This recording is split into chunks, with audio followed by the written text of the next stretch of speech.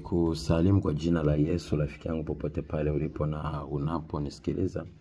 Leo tuna topic inasema kama umeanza kuota ndoto nyingi na kuona maono mengi, sababu ni hizi 8. Kwa hiyo nakushauri fanya haya mambo 8 haraka.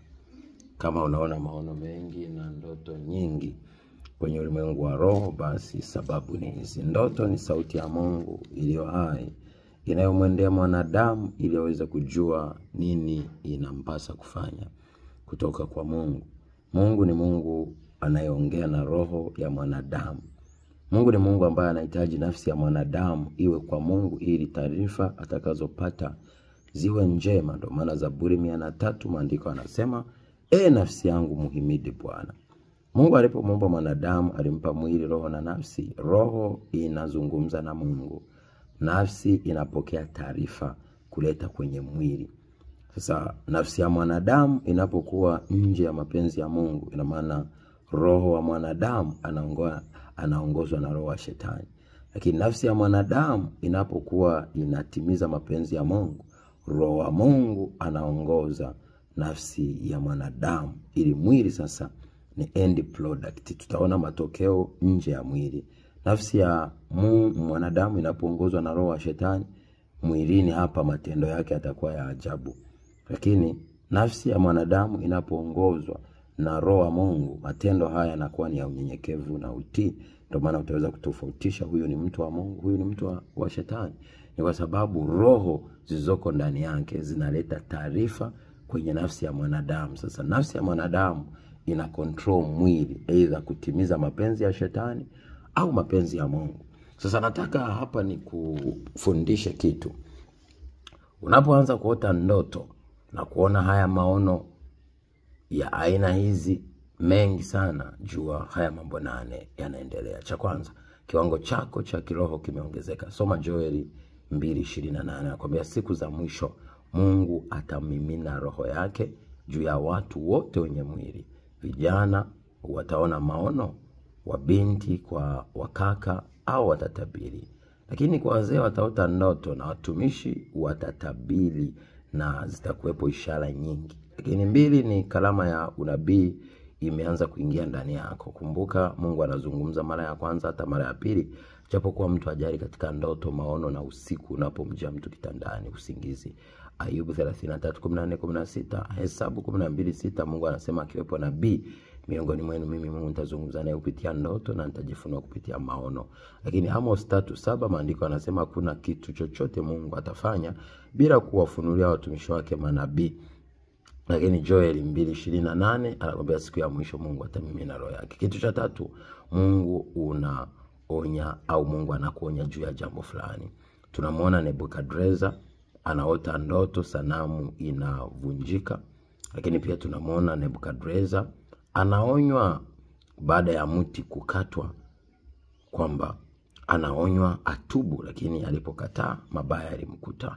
Lakini pia tunamwona wale mamajusi. Ukisoma kitabu cha Mathayo 2:9-12, mamajusi wanaonywa wasimrudie Herode.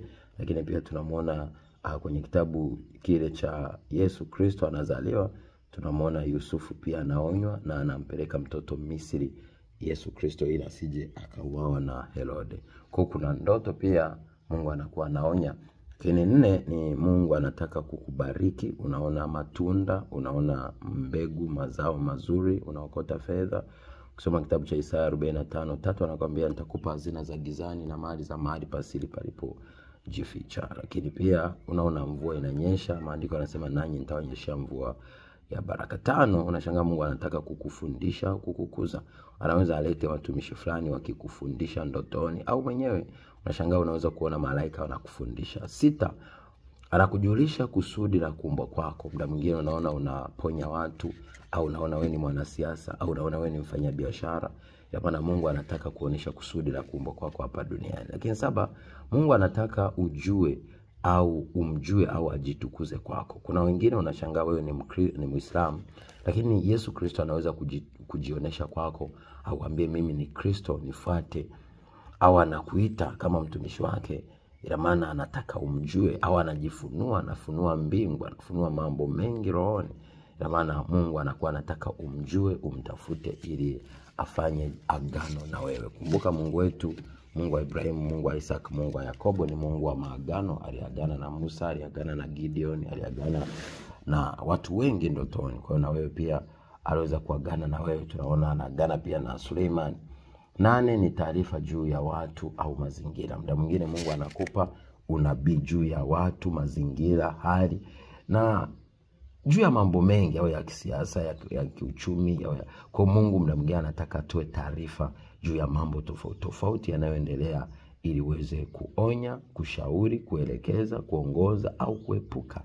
Mungu anapozungumza na sisi ana nia njema sana, bila kujali ni ndoto mbaya, lakini Mungu anakuwa na agenda nzuri. Kwa sababu hata kama ni ndoto mbaya, ya maana unapoigundua, ya maana utagundua una changamoto wapi ambapo unatakiwa upashughulikie kwa maombi na kujiweka vizuri na Mungu, au kujinyenyekeza na kutii mbele ya Mungu ili Mungu aweze kukusaidia. Kumbuka Yesu Kristo ndiye Bwana.